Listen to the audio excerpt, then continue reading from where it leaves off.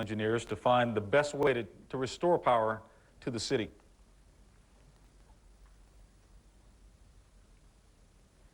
Again, these are military engineers as they do their work. And meetings like this one are happening at lower levels as well, with military civil affairs teams or even operational commanders throughout the country in places where the lack of power undermines the supply of water and puts the population at risk. Citizens are becoming more active throughout all areas of Iraq in helping to restore order and to start free Iraq on a path toward a positive future. And I have just a few examples. First, joint patrols have been initiated, and roughly 200 police volunteers joined with coalition forces to start patrolling Basra. And this is an effort to assist in quelling any looting or any other civil unrest. In other areas, tribal leaders are establishing coalitions of multiple tribes. And this is the foundation for local governance in cities in the north and in the west. In Karbala, as an example, town leaders have established a local police force with, again, over 200 volunteers, provided them with uniforms. They have 10 vehicles that are marked as police vehicles, and they're taking efforts to try to get some degree of control and stability established themselves, and we applaud their efforts. And these efforts continue to multiply throughout the country. Electric power and water power remain the key needs, however. And during the repair period, coalition forces continue to provide military support wherever possible.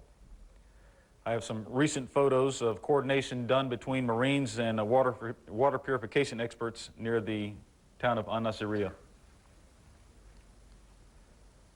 In this case, Marines and sailors worked with the local Iraqis to try to repair this generation plant.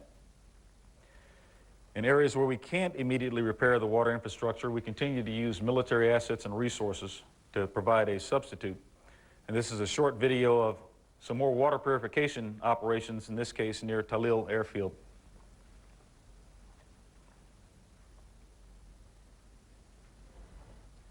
Virtually any water source can be used to generate pure water. It's a pretty well-developed system. We have operators who are skilled at how to make that happen.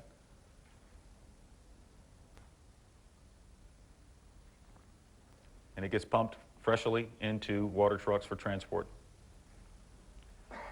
We continue our efforts to reestablish reliable medical care throughout Iraq.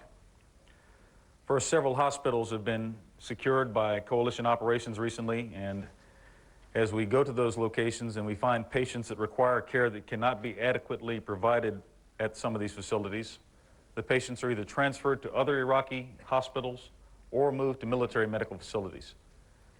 The U.S. naval ship Comfort, for example, now has over 100 non-combatants aboard receiving medical care in the most modern medical facility we have available to us.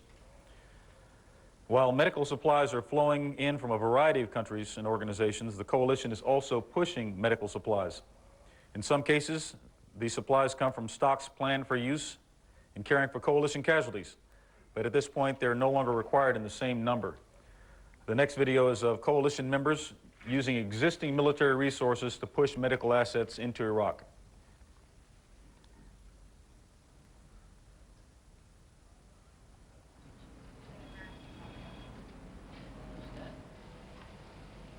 They inventoried what they had, realized they had some excess capacity, began to load them into boxes.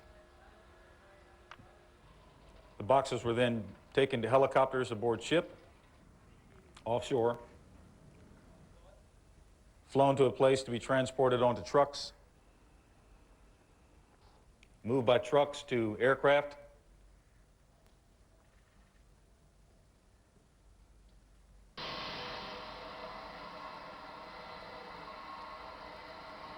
and then flown in by C-130s at night into Baghdad International to be pushed into hospitals that have needs and that have been assessed as having those needs.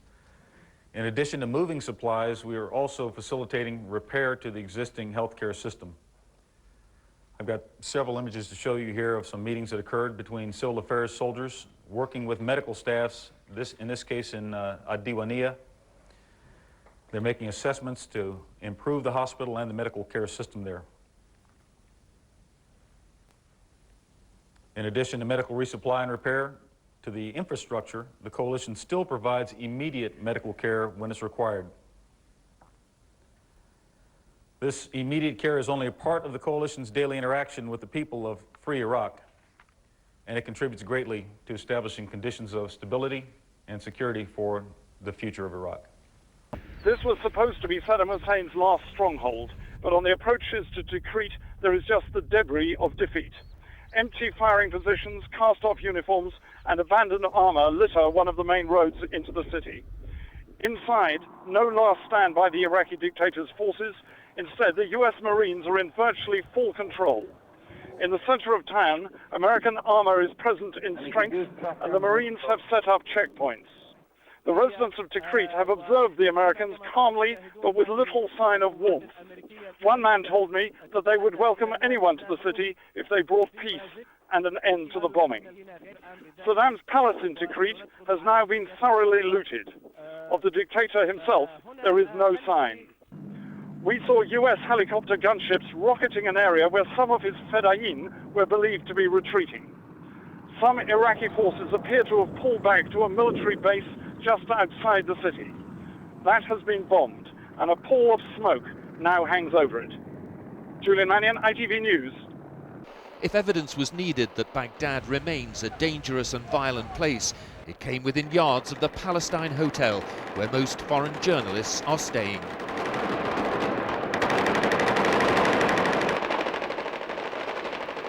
American Marines poured gunfire into positions close to the hotel from where they believed Iraqi snipers were targeting them. After a short but fierce firefight, the Marines snatched 3 men they suspected of firing on them.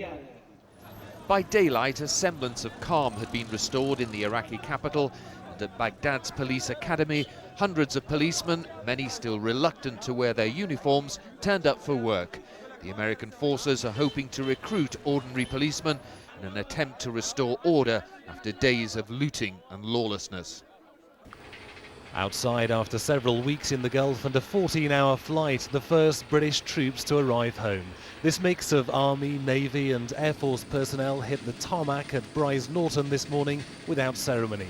Many still in combat fatigues. The 160 passengers looked pretty relaxed, but the wait for baggage proved too much for some who just couldn't wait to speak to or indeed text those they've missed.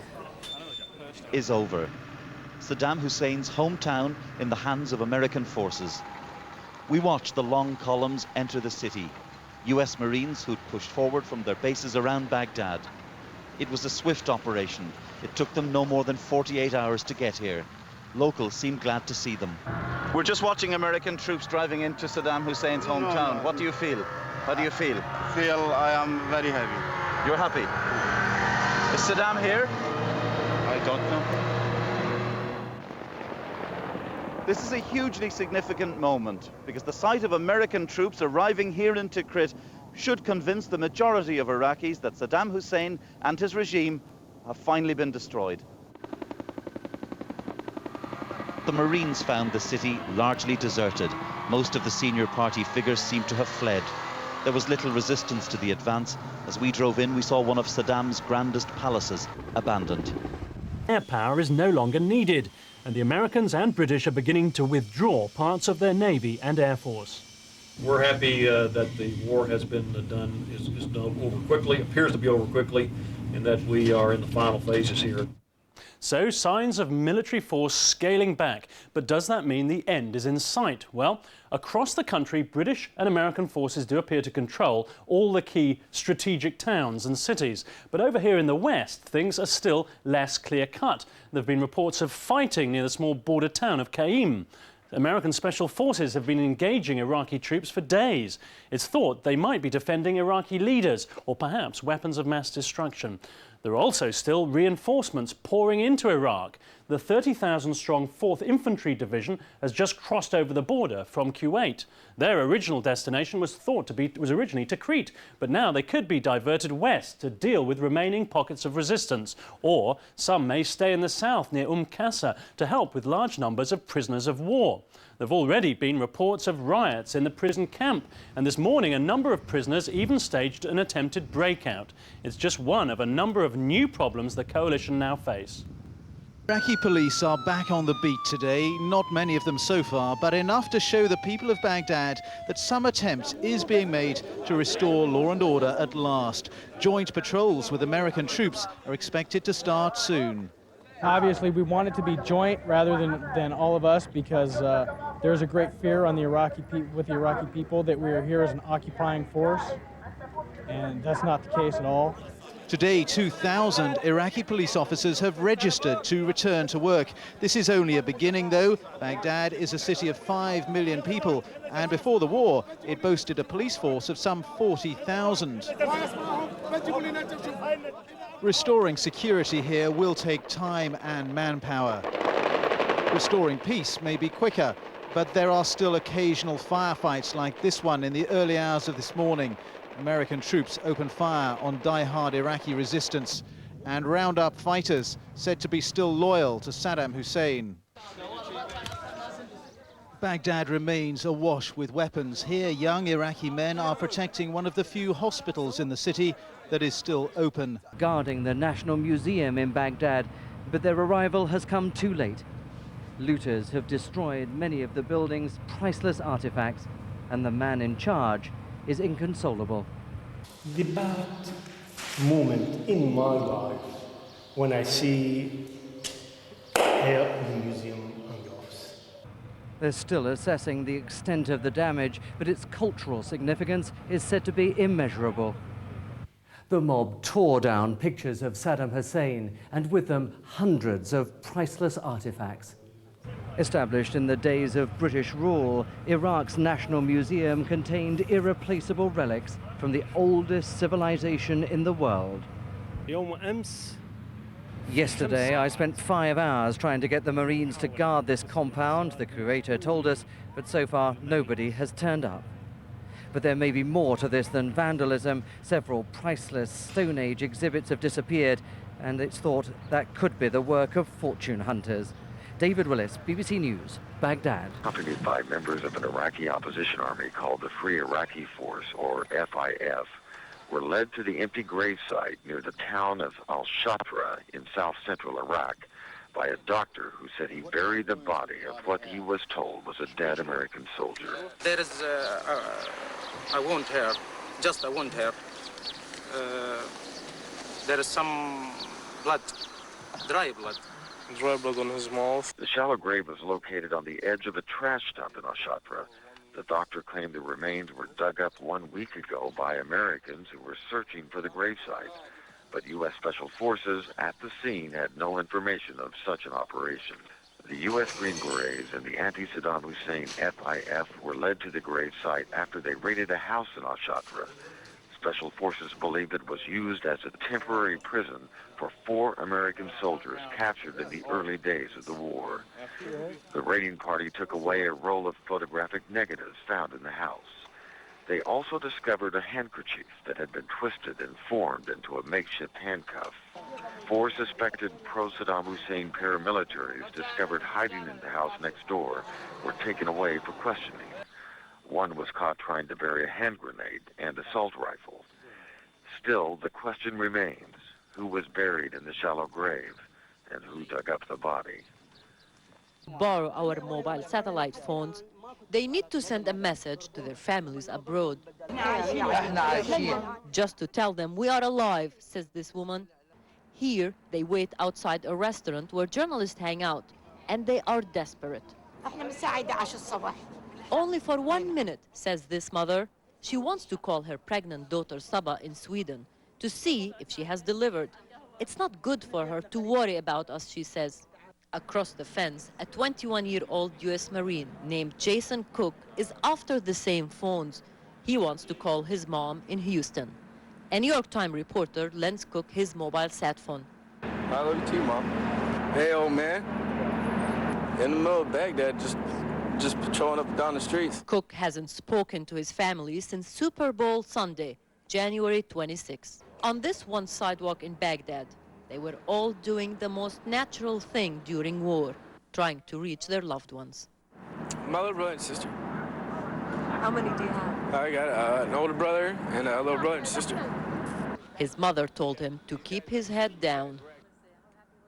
She didn't believe I was really talking to her. We do our share, and the first to call is the mother. Hello. Hello. Hello, Mino. Hello, Habibi, Mama. Hello, Shanky, Mama. Mama Zianini. Saba hasn't delivered yet. Nevertheless, the mother is happy. Everyone wanted to call. We couldn't accommodate everybody, so on small notes, they wrote the phone numbers we didn't get to dial, hoping we deliver on our promise that we call on their behalf. Nadia. Zianin, kulliyatna. Rula Amin, CNN, Baghdad. He's trying to flee the danger in Baghdad and points north. But U.S. forces have little doubt that Saddam Hussein's fighters and supporters have melted into these crowds. So here, about 5 miles south of Al-Qut, everybody has to stop. Hey, hands up. Until they know better, the U.S. forces treat each car as an enemy car. Each one is searched. Most inside are interrogated by Arabic-speaking Marines. In this case, the search turned up 4 AK-47s in a car that was identified as a Ba'ath Party vehicle. But the debriefers decided it wasn't what it seemed. The car, they said, did belong to a Ba'ath Party official, but the occupants had stolen it and had no idea there were weapons inside. They actually were able to prove their story, and off they went. But the delay is interminable, and for some, there are priorities that cannot be delayed. The U.S. forces are sure not winning any friends here because security needs are not. The fact of the matter is that in Iraq, or the United States for that matter, no one likes to sit in traffic. This is freedom. We have 2 hours here. For what? Our family is the Basra. When to arrive it? Of course, some got through more easily than others, but for the time being at least, one of the first goals will be for the Iraqis and the coalition forces to get used to each other, to get comfortable with each other. Bob Franken, CNN, Central Iraq. We're witnessing at this point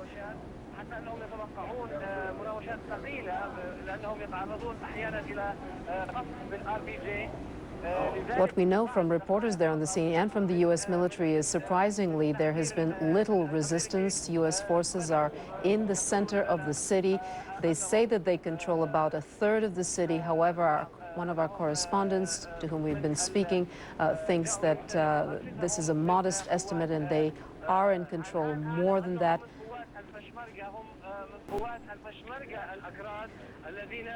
So, Kelly, as we watch those pictures, what kind of security operations are underway in Tikrit? Well, you can tell by the weapons posture of the men. They've got slung rifles, which means that evidently this particular thing that we're looking at right now is under control. If they were shoulder-mounted, then obviously the security situation would have been a little bit more tense. But it appears that this vehicle was stopped for some reason. Now, whether that vehicle has journalists in it or whether it has people that were needing to be taken out of the vehicle so the vehicle could be searched, we don't know. But you can see that Marine's rifle is slung across his back. It seems like everyone's looking outboard, looking for other threats that might be in the area, but generally speaking, it doesn't seem to be that tense. I don't see any damage on the vehicle that would indicate that the vehicle was stopped by force, so it may be the conduct of a checkpoint.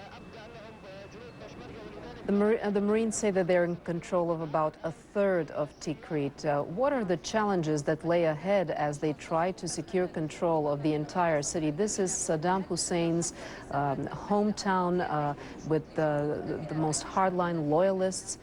What are the challenges that the Marines would face? Right here, what I just saw was him indicating the marking on the back of the window, and what that may indicate is that some of the locals may have seen some of the markings on some of the military vehicles and decided that if they put those same vehicles markings on their vehicles that they could pass without being challenged. And I just saw a reaction, what looked like might be to fire or something. I was just told that the reason, what we have been able to learn just now, that the reason why this truck was stopped was that there was suspicion that the men inside were Iraqi soldiers. They turned out to be Kurdish fighters, the so-called Peshmerga fighters.